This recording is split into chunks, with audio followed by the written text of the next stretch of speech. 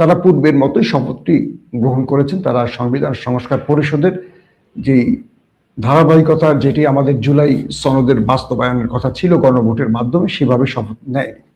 জামাত তার বিপরীত অবস্থানে নিয়ে তারা সেভাবে শপথ নিয়েছে।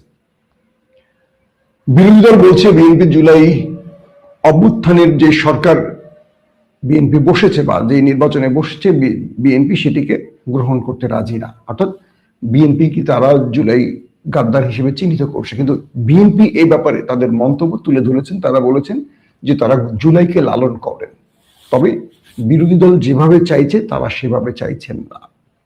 দর্শক আসেন আমরা যে শিরোনাম দিকে খবরটি ঢুকেছেন সেই বিষয়ে কিছু আলোচনা করি। বিএনপির শত্রু কে আসলে, জামাত, এনসিপি না আওয়ামী লীগ?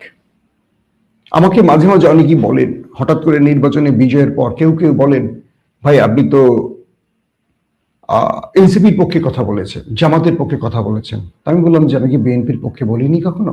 করেন আপনি তো বিএনপি করেন, বিএনপির পক্ষে বলবেন। তাই বললাম তাহলে জামাত আর এনসিপির পক্ষে বলাটা আমার দোষের কেন? আমি তাদেরকে বললাম, দেখেন আমি একজন সাংবাদিক, গণমাধ্যম কর্মী, আমি আসলে কোনো পক্ষেই কখনো বলি না, না বিএনপি, না আওয়ামী লীগ, না জামাত, না এনসিপি। আমি প্রত্যেকের সামনে আমার যে মানে কথা বলার ধরনটা সেটা হলো যে যার যেটা ভালো মনে হয়েছে আমি সেটা বলি, যার যেটা খারাপ মনে হয়েছে আমার কাছে সেটা খারাপ বলেছে। সেটা কোন দল সেটা আমি বিবেচনা কখনো করিনি, যে জন্য অনেকেই আমাকে পছন্দ করেন, অনেকে করেন না।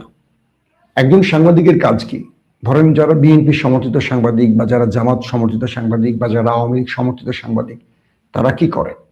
তারা সবসময় যে কাজটি করেন সেটি হলো আওয়ামী লীগের শত দোষ তারা চোখে দেখেন না, সব দোষ দেখেন বিএনপি জামাতের। আবার যারা বিএনপি বা জামাত করেন তারা তাদের দলের কোনো দোষ দেখেন না, সব দোষ দেখেন আওয়ামী লীগের। আমি এই রুল ফলো করি না। আমি বিএনপিকে ভালোবাসি বা জামাতকে বাসি বা এনসিপিকে বাসি বা আওয়ামী লীগকে বাসি, সেটা ডাজ নট ম্যাটার। ম্যাটার হলো সত্য কোনটা। আপনি আমাকে কেন শুনবেন এমবি খরচ করে? কেন আপনি আমার এই ভিডিওগুলো শুনছেন? আমি আপনার পক্ষে কথা বলবো তাই, না সত্যটা বলবো তাই?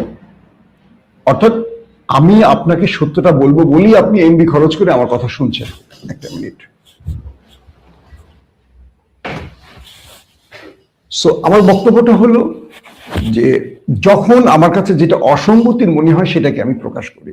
এখন ধরেন যে এনসিপি, জামাত, বিএনপি একাট্টা হয়ে ফ্যাসিস্ট স্বৈরাচারকে দেশ থেকে তাড়িয়েছে, একটা নতুন নির্বাচনের মাধ্যমে নতুন সরকার গঠন করেছে। সেই সরকারে বসে যদি বিএনপি মনে করে তাদের শত্রু জামাত, এনসিপি, তাহলে আমি মনে করব যে এটি বিএনপির একটি ভুল সিদ্ধান্ত হবে।